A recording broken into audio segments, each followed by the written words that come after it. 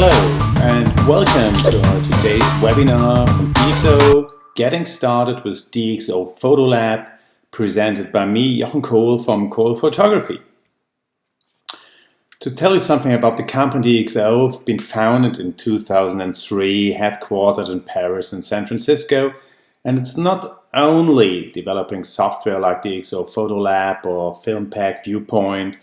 They have a lot of embedded technologies used by world's leading camera and smartphone companies. And of course, they're the home of the DxO One, our plug-in camera.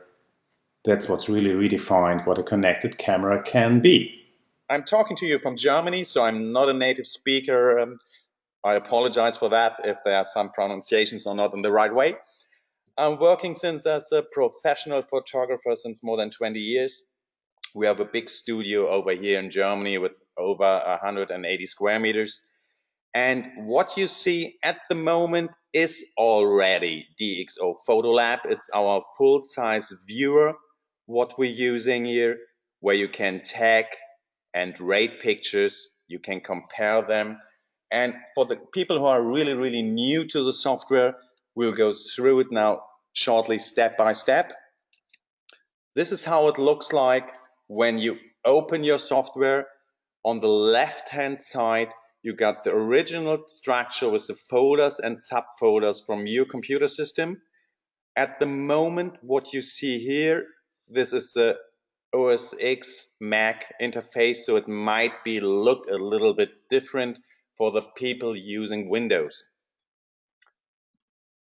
Underneath DxO PhotoLab, you find your plugins which you have activated, the preferences, for example, where you can choose what happens to the pictures in general when you open them, like default presets for raw images. In this case, it's DxO Standard, and it's applying the corrections from our optical modules. I will explain you in a second what these optical modules are.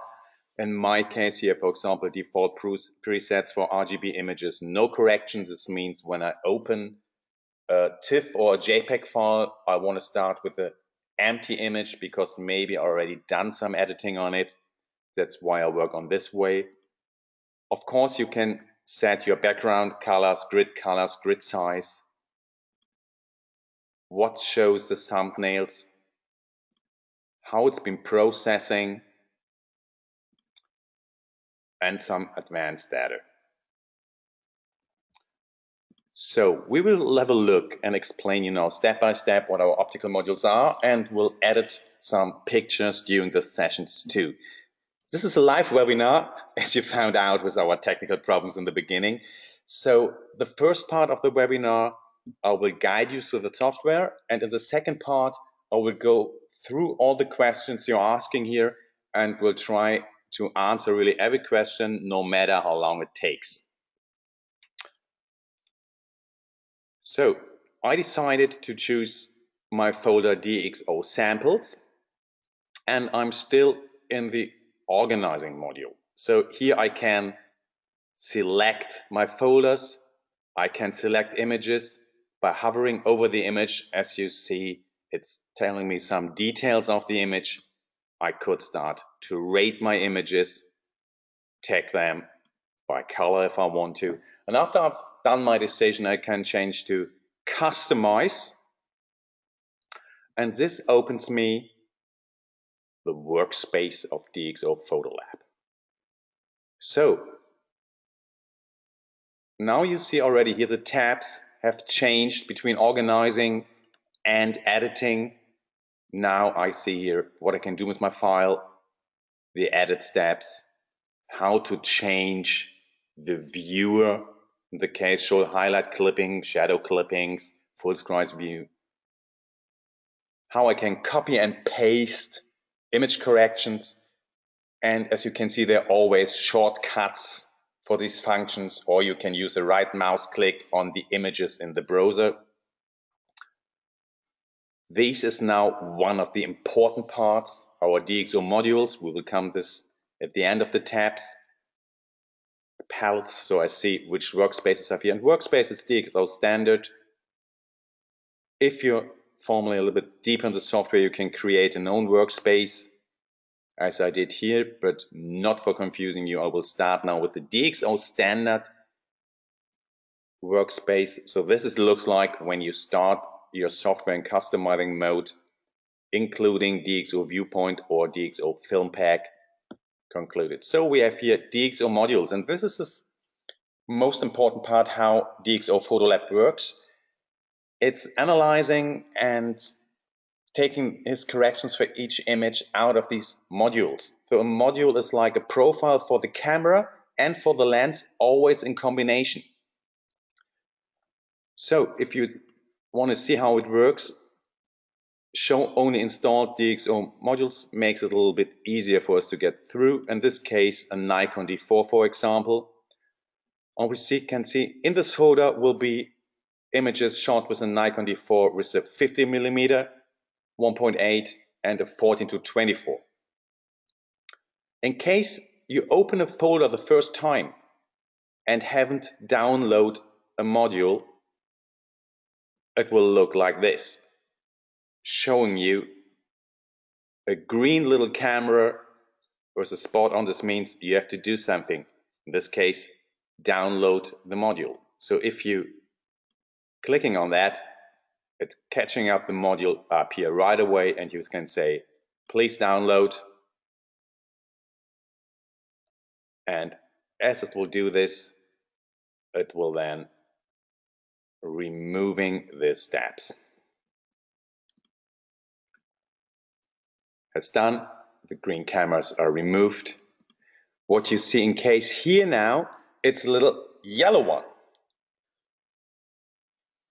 This showed me that I could choose between optical modules, which I did in this case because it was a Sigma 85mm, but it showed me, for example, different 85mm if it's not original lens and maybe the EXIFs are not clear enough. You see, there I got the possibility, if you get a gray camera, like on the camera we find here with a warning, this means the lens had no DxO optics module available. So of course you can take the corrections because it will recognize in this case that this was a Sony Alpha 7R, but it doesn't recognize the lens because in this case it was an adapted tilt and shift lens. So what is this optical module we just get installed really doing with our image? We see here our different functions, and the first function which is happening is distortion correction. And we switch to our image because this is typical nice images. People watched a few other of the webinars. They will have to see these 4 images again because they're explaining really, really good what's happening here.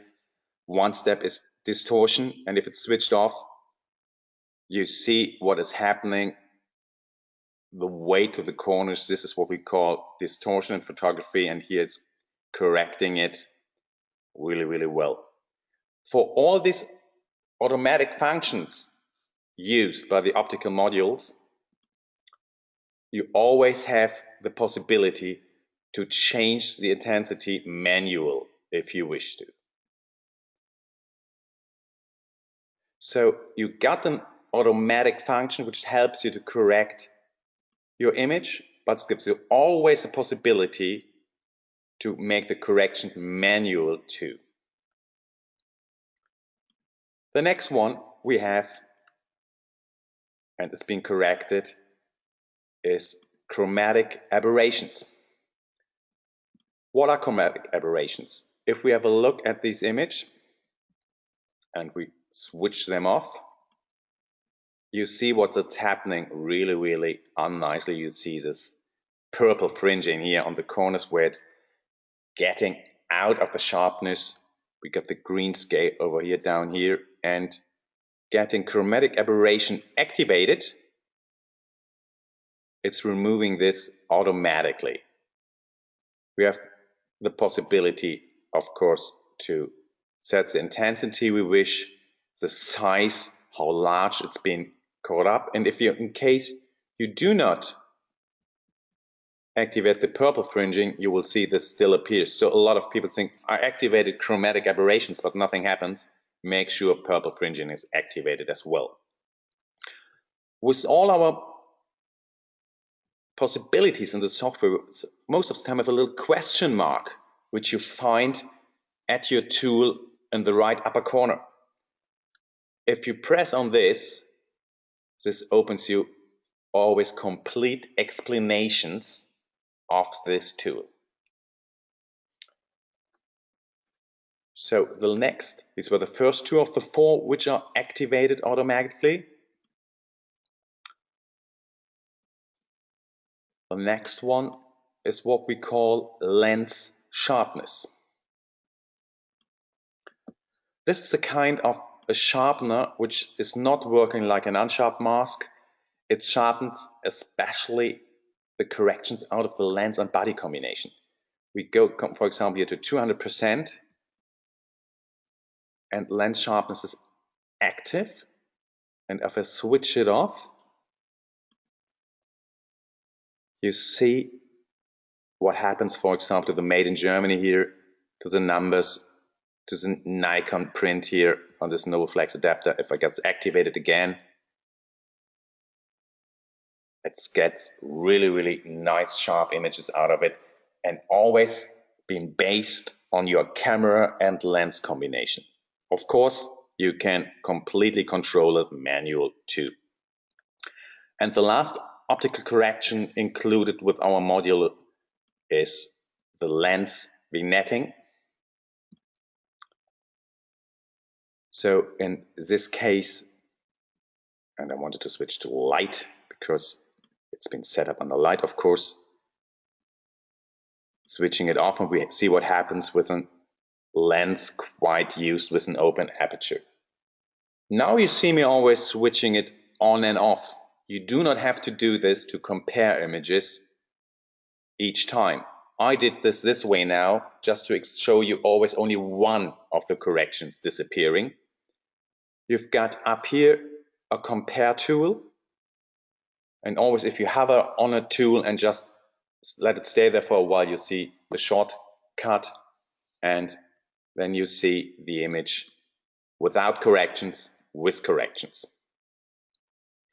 Or you have a different tool. This is our slider. You can choose corrections with or without geometry and get it activated. It becomes blue on a Mac, and you have the possibility to use the slider to compare your images. For people on the Windows screen now, please do not have a long search for this function. You do not have it in this view. You got a side-by-side comparison tool instead. Okay, the next control, which is automatically active.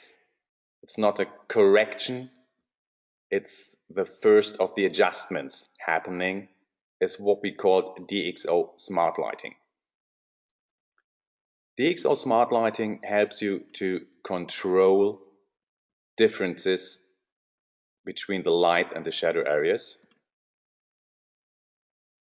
and it's usually start in a setup mode for uniform and slight adjustments. This is how it gets out when you open the image with DxO Standard chosen as your preset. If you switch it off, you see this is the uncorrected image, and you also have the possibility to get spot weighted or uniform. Uniform controls the whole image. Spot weighted gives you an idea to set important points as well, and it's recognizing faces automatically. And then you can have the possibility to move your slider for the intensity manual or choose one of the four premier setups. Now if you ask me, okay, this is simply like a light and shadow control, what it makes a difference is if we have a look at this not really handsome guy. I can say this because it's me.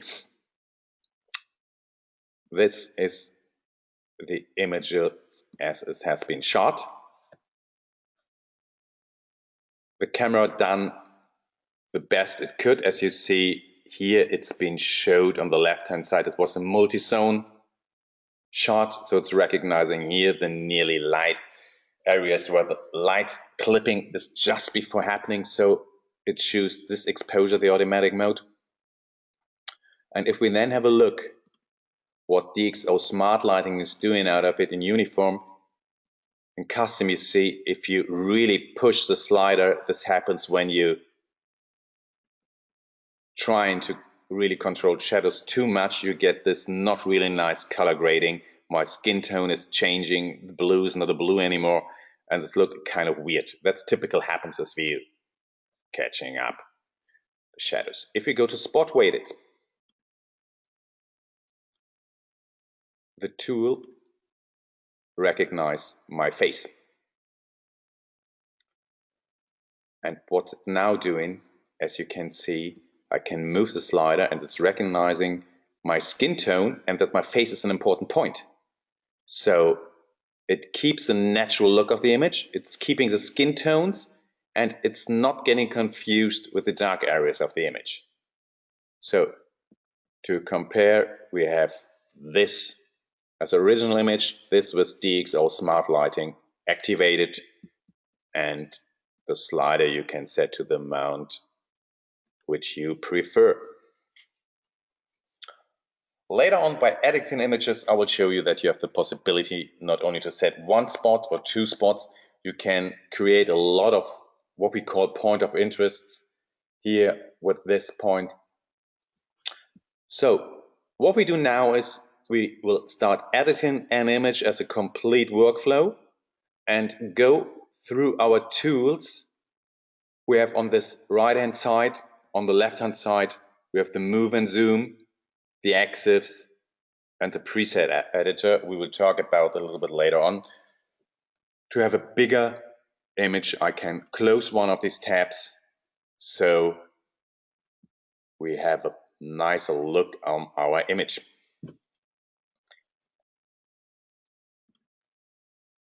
What makes photography a creative thing is that every time you edit an image, you can go a different way. There is no right or wrong, it's always what you like might be the right way. I've edited this image earlier on as a black and white image, and now we might go through it and see how it works if we do a colored version out of it. You always like upstairs or here, you can just press on the image with the right mouse click and can create a virtual copy, and you see the shortcut on a Mac on the side. On the Windows, you will see the shortcut for your system.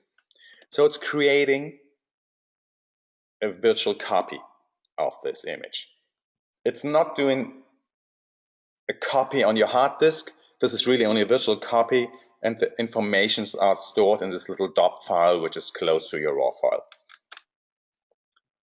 I now can reset this image, and it's asked me, of course, if I'm really sure to do that. Yes, I want to do that. So this is the image, how it's been captured. And as we see here, automatically smart lighting switched on and vignetting. As I showed you before, I had to choose in the preferences on the general if I want to do that as a default preset for a new RAW image. But what happens if you think, I don't want to do that? Or I changed my mind for this image, not for the other 20 or not for the other 10. You always can go up here to presets and tell them, for example, at the moment, DxO Standard is being my preferred preset for opening a RAW image, but I can tell him to get no corrections. And if I do so, you see they're all switched off. So there is no lens sharpness corrected, no vignetting, nothing. But most of it, it's really helpful that we started in a standard mode. So I switch simply back on and it's being corrected back again. You do not have to do this with every single image. If you, for example, select 2 or 3 images, you can always get a preset on all of 3. You can copy presets, or if you do one correction here and for the best of viewing, it's the exposure compensation. It makes the worst out of it. You see, I've chosen 3 images out, and what I've done simply now has been used on all 3 images I've chosen before. And as we wanted to only edit 1 picture at the time, we reset them all and catching up with this picture again. Essential tools are a selection of the tools you use most of the time. In this case now, I will go through you. As you can see, we have light, color, details, geometry, and viewpoint, and DxO Film Pack are for those guys who have this been activated. I will do it now from now on really slow, because as I know it's really hard to follow my cursor on the screen. This is simply because of the software doesn't simply allow my Mac, no matter how big I try to get a visual help here on my mouse, you won't see my pointer during the broadcast. So I'm sorry that while I will always only open 1 tab, and this is a tab we're active in it. Exposure compensation, of course, explains itself, and we have here highlight clipping for the sun and clipping for the dark tones here. Of course, we see a highlight clipping in the light of the tram, but this is part of the image, so I won't get on this. The rest of the image is looking great, so we will start. Our first function is DxO Smart Lighting. What I do if I want to compare what it's doing, I have a look at what's happening if I remove it, what's happened if I go to the max. For people who are not familiar with an adjustment, is simply just try out the minimum and the maximum. You'll see what the slider can do. With the spot weighted, no face detected, it's too small and watching to the side, I still can simply pick up spot weighted tones, which are for me important. It's a face. Whatever I do with my black tones, I want to see still the face of little Q dark. I'm interested in this lighter tones up here. And if maybe I think this color tone is nice as well for being a point of intensity. And if I now see the slider, you see he's correcting the image with still keeping up a nice arrangement of these 4 points. So it's not doing corrections to these colored areas. If this is not enough for my first manual control, the next step we have are selective tones. This can be activated by simply switching it on and off, or if you simply move one of the sliders. As called highlights, this is controlling the highlights in my image.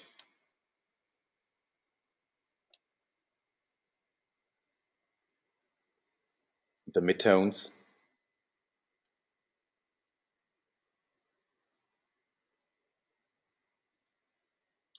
I can create shadows, and when you start with shadows, what you always have, if you, as you see it, if you simply pull it too heavy, you get a really weird color grading.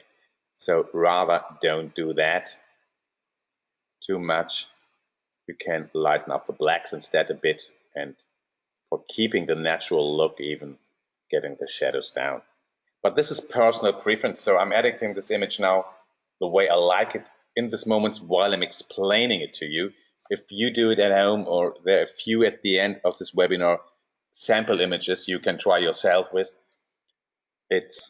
you might come to a different end, and this happens to me nearly every time I'm starting and editing pictures. The next point, what we got here is DxO Clear View. It gives us a clear view, and it's really good for images when it comes to the sky. If you have too much skin tones, it doesn't really like skin tones coming up with some little circles here, and makes, in my eyes, it's a little bit too dramatic for an image like that. I want to have this softer, so there is no use to always use every single adjustment. We will come to a picture after this where clear view might be the more important part of the image, but in my case I do not like it on this one. Contrast. What is contrast doing? We have on the most versions like the DxO PhotoLab essential versions or elite versions, you only see contrast and micro contrast. You might now wondering why you see a third control here called fine contrast. This is because this is part of the film pack elite version. Activating a tab like this, you still see here a little question mark. Pressing on it is explaining, should explaining. In this case, here it comes, what the different contrasts are doing. And I had this little tab under here with a plus and minus sign. This is reducing the tab or getting more adjustments coming out. So sometimes if you think, I've got the full version, I got all the modules installed, why do I not find these sliders in my version? Have a look if in this tab is another one slightly in the corners, really, really small, so you can simply drill them up. The micro contrast, it's like a sharpness, getting up all the slightly small contrast parts, and if we have a look and the 100% viewer and pushing it to the end, you see exactly what's happening. All the details coming out of the wall, and because we're quite lucky, the face is still small in the image, even in the 100% view, it's not killing our skin too much. If this would be the case, you get a second control underneath, it's fine contrast. This is a little bit nicer when it comes suiting portrait situations. Being happy and can work with the Elite Film Pack, you can then control contrast not only on global the image, you're able to control them in the different parts, like the highlights, the shadows, because they're not so many, but I want to get them pumped up a little bit more. So lift it up, and I want to keep the midtones either soft, so I might reduce contrast here a bit.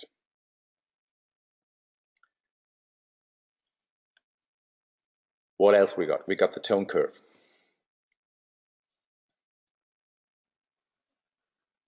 The most what we see in a lot of images, people simply using as a preset is this typical S size. So it's pulling a little bit down the dark parts and lifting a little bit up the lighter ones. You see if you do it dramatic, what happens to an image. In my case, I even want it a little bit softer to keep a more older fashioned look. But this is always how you prefer to edit your picture. This cannot be only done on the complete image. You also can do it only to the reds, to the greens and the blues in the image.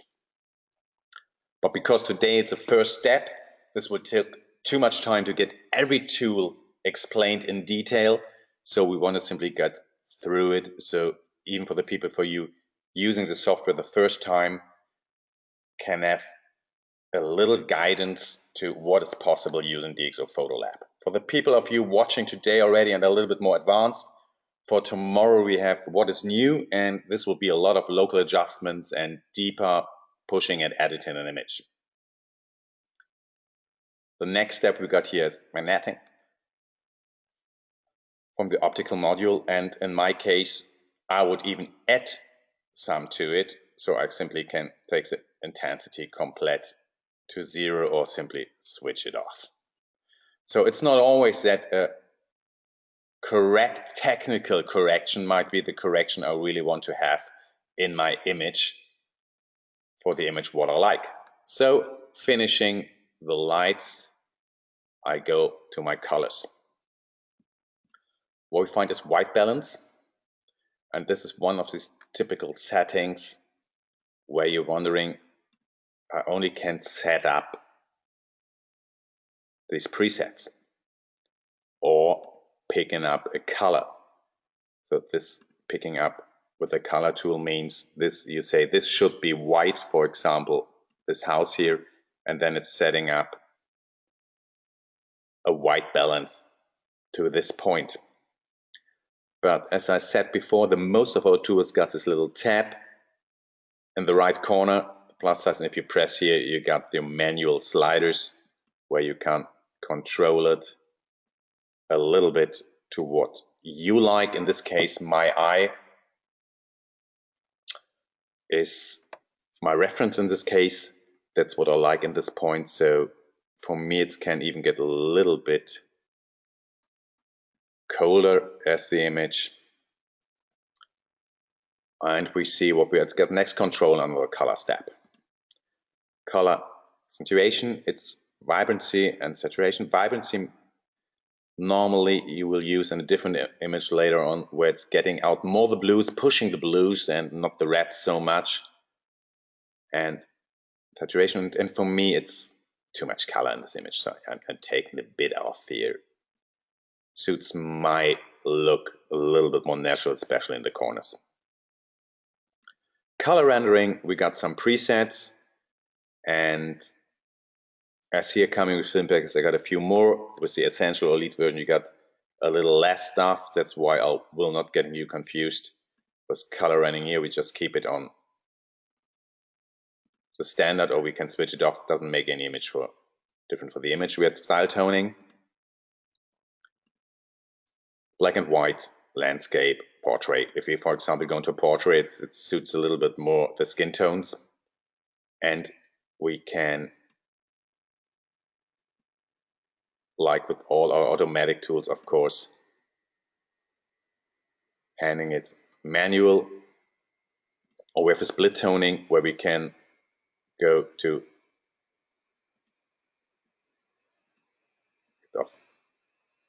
colors for our high tones and maybe get a little bit colder in the darks. But this is only to show you what's possible. Always please do that the way it suits your image. After I did this controls, most of the time I jump back to color accentuation, get maybe a little bit more or less color in or out. Leaving this, we have our last part in color. That's our control for use, saturation, and lightness. We can use this as a master, so it's jumping on the whole image, or we can use it color by color. For example, the reds, if we still have too much red for in our case in here, we can take a little bit off.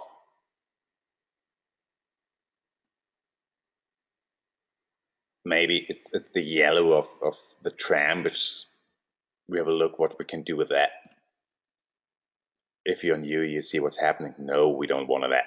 We don't want that either. I think this was quite nice as it came out. Saturations, you see it's what happened in this. We can reduce a bit.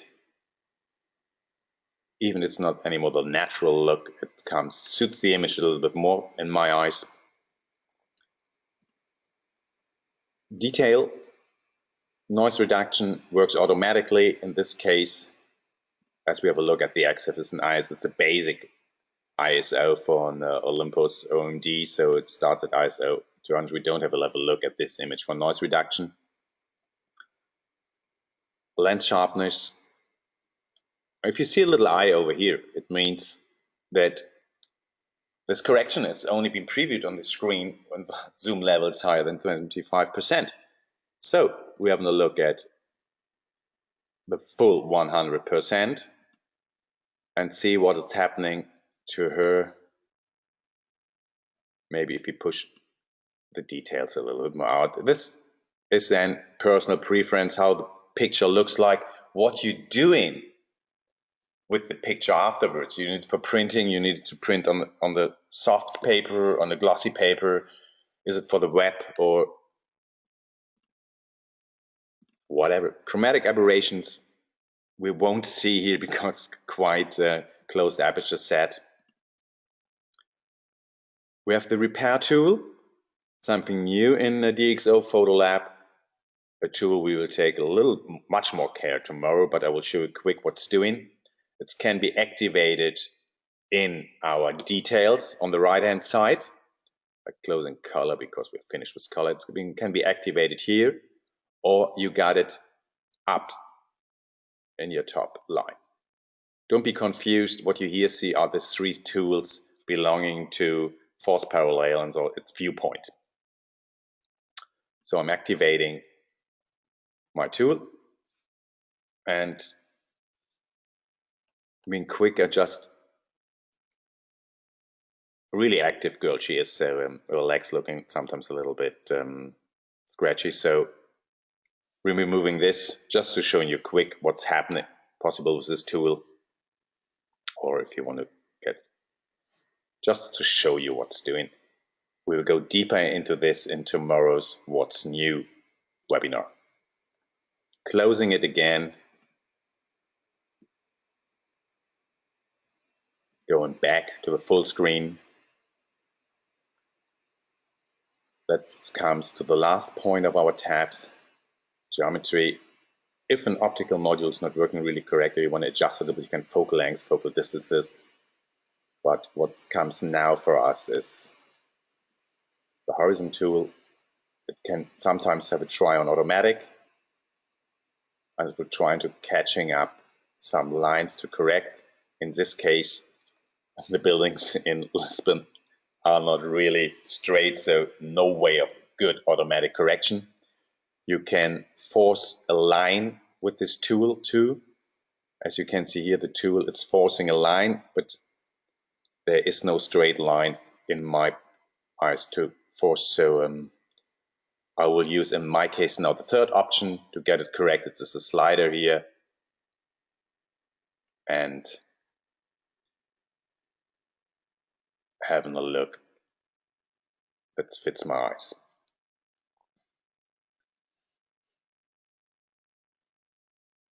Next time is, if I want a crop tool to crop the image. For me, this part is a little bit disturbing, so I would crop this simply out.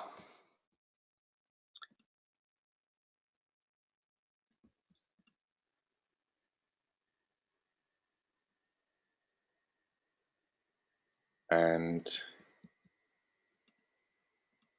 if the classical 4.3 crop is not for you, you can of course change here to unconstrained the way you want to do it, or use a preset like the classical 3.2 from most of our small sensors sizes. What called in Germany before Kleinbild, or now digital size full frame 3:2, and ending up with an image like this. If we're now going back, for example, to our full size viewer we had in the beginning, I've got here now the possibilities to simply compare it by pressing my shortcut, what happened to the image through editing, or using a slider tool, which we have here, and sliding it from left to right. Clicking on the slider makes it a slider from the top to the bottom. Pressing escape, and I'm leaving this part again. If you're on the point and you see it, okay, what we got underneath is our image browser, and you have the possibility to work with two windows, or you want to see your images larger, you can undock him. On an Apple, it's Command U, and it's undocking it. You find it in the tops as well, and then you have your image browser free movable wherever you want them. Use the same command again, and it's docking it back on. So after you edit your image, like we did in this case, we have the possibilities to export it. And we have different export options. We can export to disk, we can export to an application, to Lightroom, to mail, to messages, AirDrop on a Mac, Notes, Twitter, Facebook, Flickr. And of course, when you, for example, choose export to application, you can choose the application you want to export. In this case, for example, Photoshop, the image, kind of the image, resolutions. And if you then simply press an export button, it's exporting this image automatically to your pre-chosen application. And if everything goes right, it tells me and we ended up in Photoshop. But this is a DxO PhotoLab webinar, so back on PhotoLab. What the most of you will do is export to disk. And here you can choose the kind you want to do export, the location, the quality. You can do multiple exports with the elite version of DxO PhotoLab at the time. You see if they're active, if they have the little square marked blue on the Mac, white on the Windows. And you can choose different locations on different hard disks. For example, my 16 bits in this case are being located now on the desktop, but I want to find a custom folder, and on this hard drive I have a DxO export folder, and I want to have it over here, and a JPEG. I want to use it really fast on this computer, so send it on the desktop. For example, it should start straight on the desktop. And I could export two images at the same time simply by pressing the export button. But this was, of course, an easy image. It was a really light image, so we have still some points. We haven't shown what our software can do. As I said first, it was Clearview, and on this image we haven't seen it. You would see it much better on an image like this.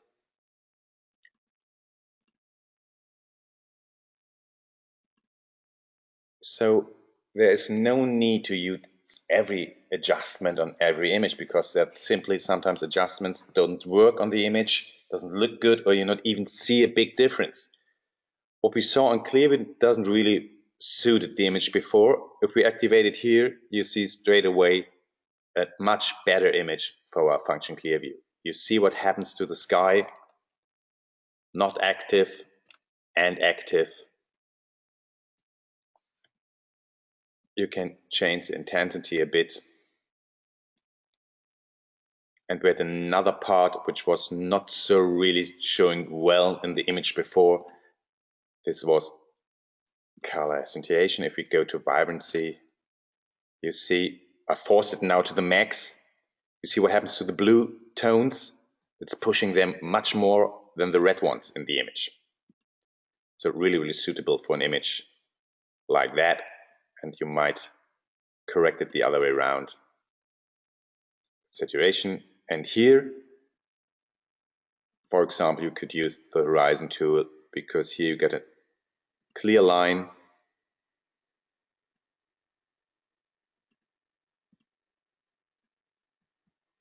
And apply it. And it's set. But this is not straight, but it doesn't look like straight to my eyes. So this is because of the point, the perspective we have. So in this case, you can always, even after you use it one way, get a little fine adjustment with the slider. And here we are. So what else we got? We looked through the most of our tools we had. The tools we haven't looked at yet is what happened to an image which is a noisy image. We have here some really maximum images, even from 6500 ISO from a Micro Four Thirds.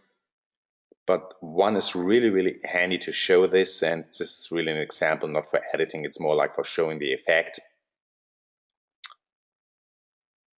It's an image with an ISO 25,000 shot with an aperture from 1.8, the shutter speed from an 80th of a second, so it was really, really dark.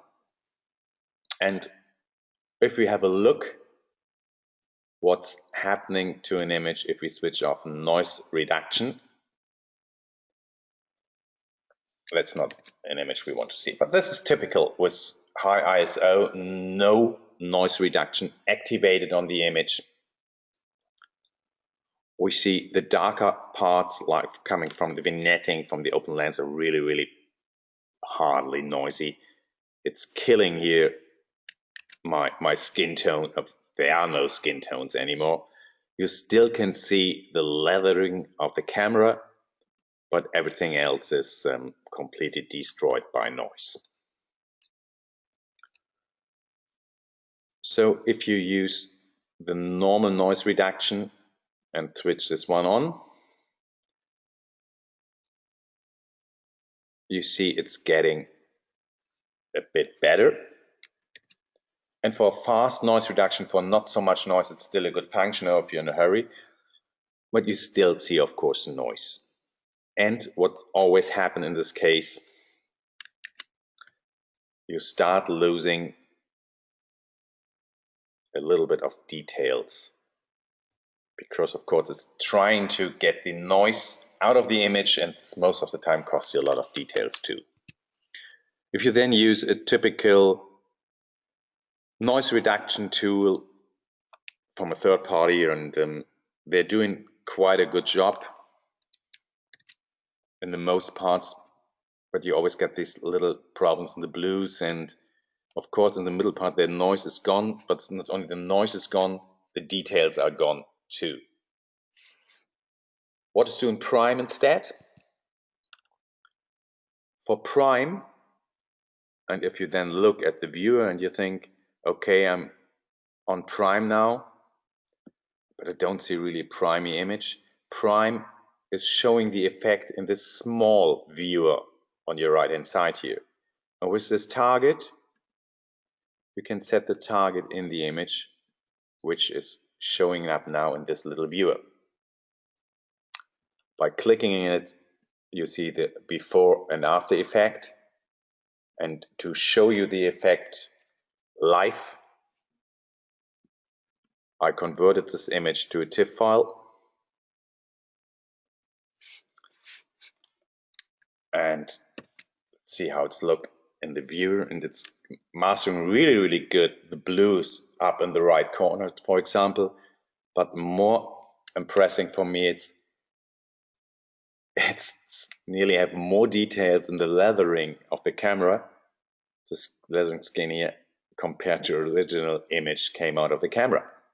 So prime is analyzing automatic viewer images, and it's not killing details when there is no noise, and it's not killing details when there is noise. It's really protecting your details in automatic mode.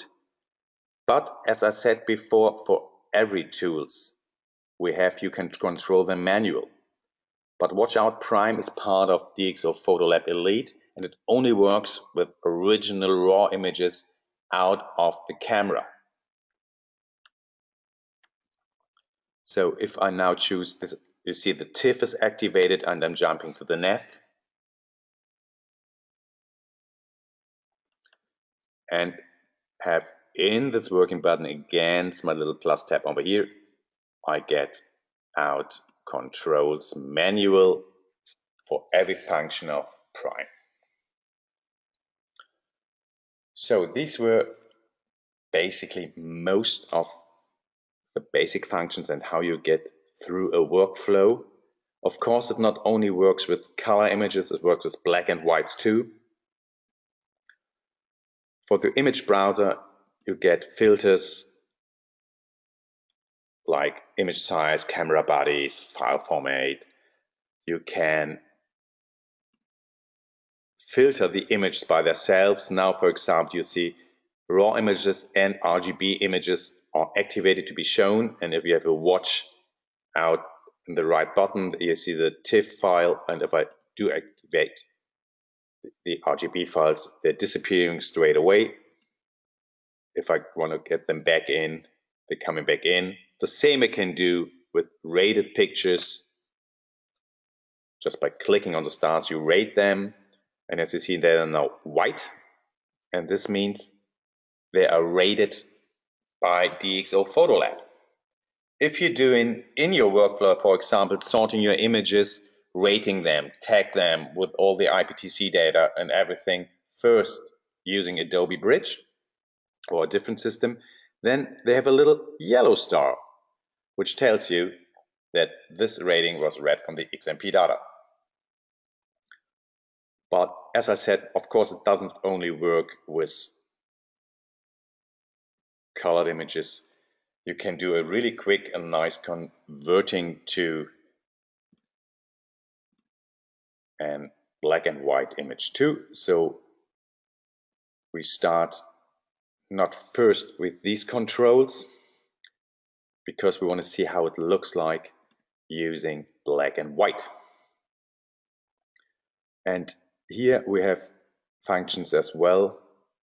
At style toning, one of our styles is black and white. We get them activated. And before we do anything else, one of the tools you can use for controlling black and white really good in images is your white balance.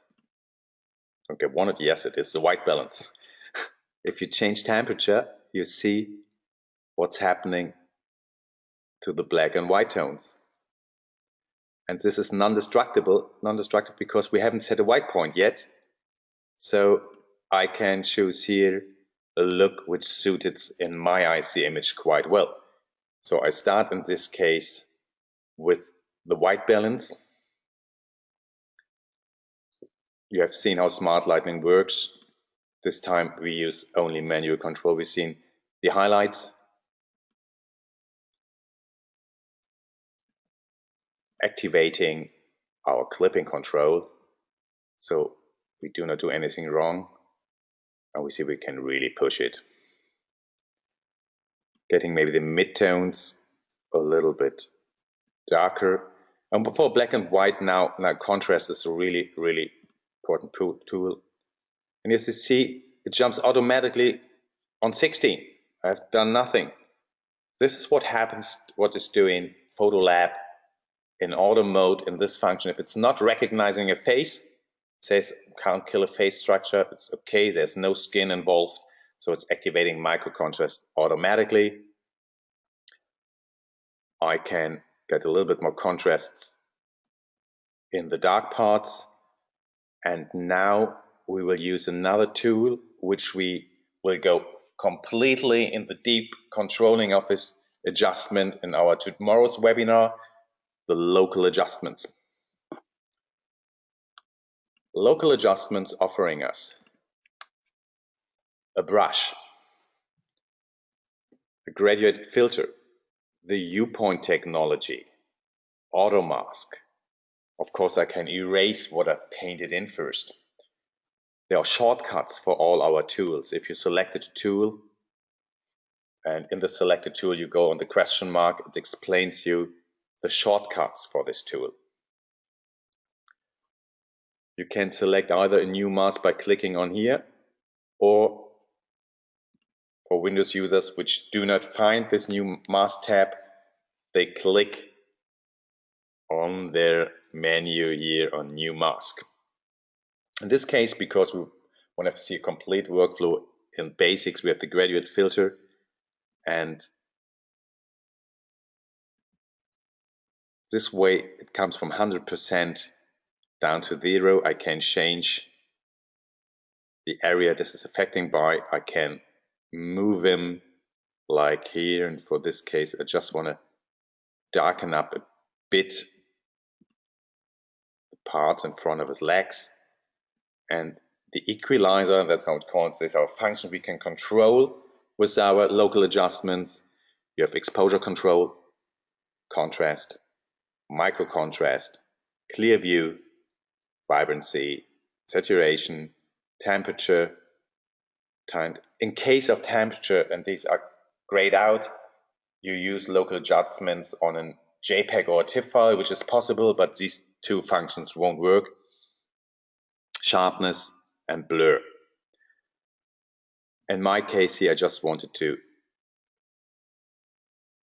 darken up a little bit so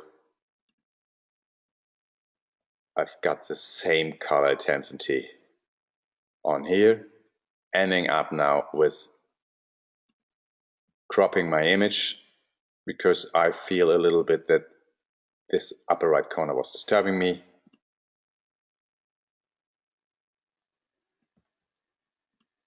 And editing now a black and white image. Now for maybe getting the horizon a little bit as last step on here.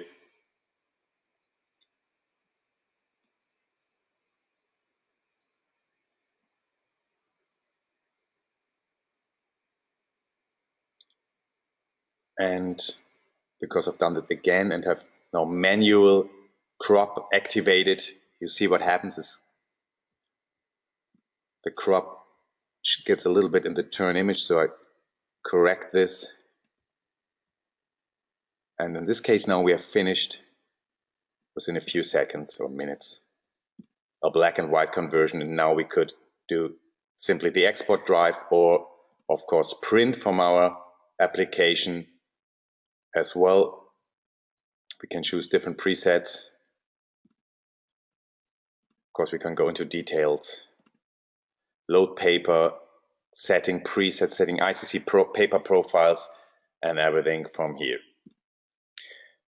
So this was a quick guiding through the first steps, can be used with DxO PhotoLab. If you have any questions concerning to technical problems or activations or something doesn't work really well, please do not hesitate to open a support ticket. If you have any problems, and as you see now it's getting black, wow, of course we still got our highlight clipping activated, we switch this off. If you have any other problems, please do not hesitate. Write me an email when it comes to editing your pictures. It's contact@coldphotography.de.